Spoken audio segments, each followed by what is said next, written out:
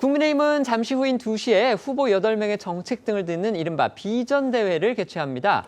경선이 속도를 내면서 후보들 간의 경쟁도 보다 치열해지고 있습니다. 네, 일단 이 일정을 좀 소개해드리면요. 국민의힘은 오늘 오후 2시부터 대한민국 도약과 미래 비전을 주제로 해서 이 후보자 비전 대회를 열고요. 이 후보별 정견 등 주요 정책 홍보 기회를 마련할 계획입니다. 발표 순서는 사전 추첨에 따라서 정해졌고요. 후보들은 30초 분량의 홍보 영상을 포함해서 각각 10분씩 자신의 비전을 설명할 기회를 갖게 됩니다. 이어서 이 내일과 모레죠. 이 주말 사이에 1차 토론회가 열리는데요. 어제 저희도 전해드린 대로 8명의 후보들은 이 2개조로 나뉘어서 각각 청년 미래와 사회 통합을 주제로 토론을 펼치게 됩니다.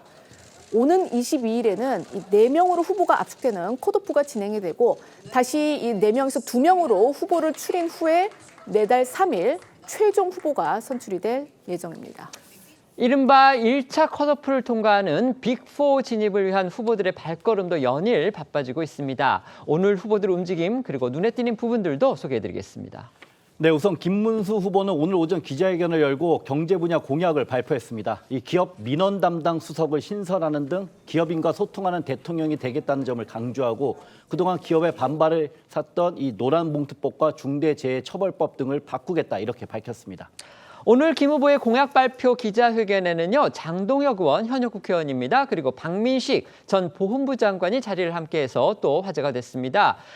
지금 박 전 장관 같은 경우는요. 윤석열 정부의 초대 보훈부 장관을 지냈죠. 또 장동혁 의원 같은 경우는요. 앞서서 처음에 일부 의원들이 합류를 할 때 명단에 올랐었는데 자신은 아니다 이렇게 얘기를 했는데 어쨌든지 간에 오늘 김 후보 지지를 지금 결심을 한 겁니다. 그 배경은 뭔지 그래서 궁금한 그런 대목이었습니다. 네, 이 장동혁 의원은 지난해 한동훈 비대위 체제에서는 이 사무총장을 맡아서 총선 공천 실무 등을 주도했고요. 이어진 전당대회에서 한동훈 후보 러닝메이트로 최고위원에 당선되면서 이 대표적인 친한계로 꼽혀왔었는데요.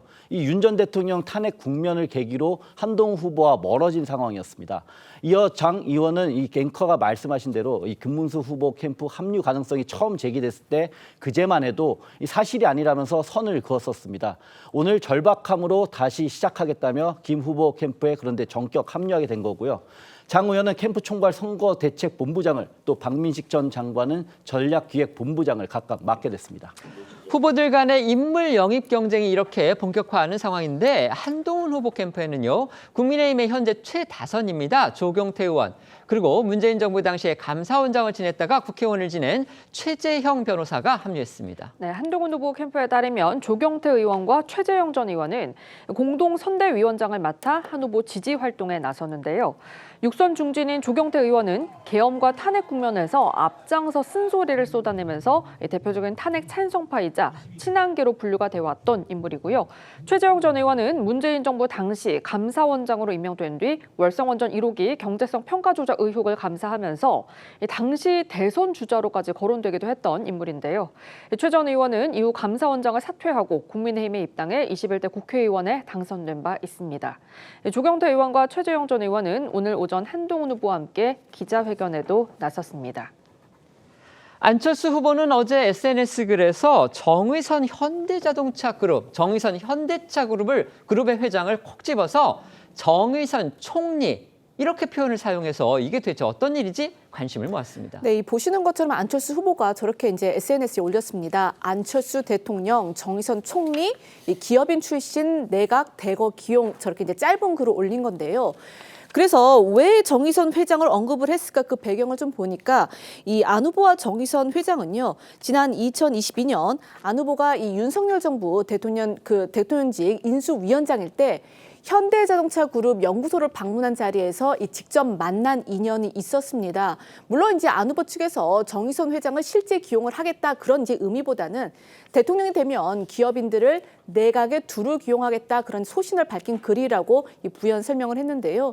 안 후보는 앞서도 언론 인터뷰를 통해서 어제는 과거만 다루는 법률가가 아니라 미래를 바라보는 경영자와 과학자가 필요하다 이렇게 수차례 강조한 바 있습니다. 안철수 후보는요, 또 오늘 SNS를 통해서 윤석열 전 대통령이 국민의힘을 탈당해야 한다 이렇게 주장하고 나섰습니다. 최근 들어 이른바 윤석열 단절론이 본격화하는 그런 분위기긴 했지만 국민의힘의 대선 주자들 가운데서 이렇게 공개적으로 윤 전 대통령의 탈당을 촉구하고 나선 사람은 안 후보가 처음입니다. 네, 이 안철수 후보는 역대 대통령들도 임기 중에 이 당에 부담을 주지 않겠다는 이유로 탈당을 했었다며 이 하물며 탄핵된 전직 대통령에게 탈당은 이 국민과 당에 대한 최소한의 책임이라고 꼬집었습니다. 이대로라면 대선 필패라면서 이 대선 승리를 위해 윤 전 대통령 탈당이 불가피하다고 호소한 건데요. 이 앞서 유정복 후보나 당내 소장파 의원들을 중심으로도 윤 전 대통령과 결별해야 한다는 목소리가 분출되고 있었는데요. 이 대부분의 후보들 역시도 윤 전 대통령과 거리를 두려는 행보를 보여왔던 건 사실입니다. 이 안 후보가 이런 상황에서 공개적으로 윤 전 대통령의 탈당을 촉구하면서 윤 전 대통령의 탈당 이슈가 다른 후보들로 또 얼마나 확산될지 국민의힘 경선 구도에는 어떤 영향을 줄지가 관건입니다. 윤 전 대통령 탈당 촉구 이 부분과 관련해서 다른 후보들의 반응도 궁금합니다. 네, 앞서 윤석열 대통령 단절론에 물꼬를 텄던 유정복 후보는요.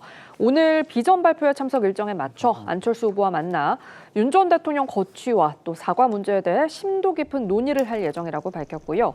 한동훈 후보 등 다른 탄핵 찬성 주자들이 윤 전 대통령 탈당 요구에 힘을 보탤지도 관심입니다.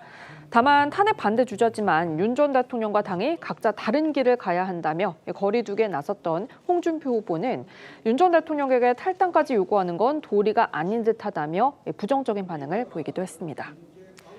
나경원 그리고 홍준표 후보 같은 경우 오늘 정책 발표에 또 나섰죠. 네, 나경원 후보는요, 오늘 오전 기자회견을 통해서 이 교육 분야 공약을 발표를 했습니다. 이 공교육 정상화를 위해서 교육감 직선제를 폐지를 하고 이 수능 100% 전형을 연 2회 이상 실시하겠다 이렇게 밝혔습니다. 또 이 홍준표 후보 역시 오늘 오전 기자회견을 열고 이 사회교육 문화 분야 국가 대개혁 구상을 발표를 했습니다. 홍 후보는요, 이 무너진 법과 정의를 바로 세우겠다며 흉악범 사형 집행, 범죄 정치인 척결을 강조를 했고요. 차별금지법 반대 입장을 확고히 했습니다.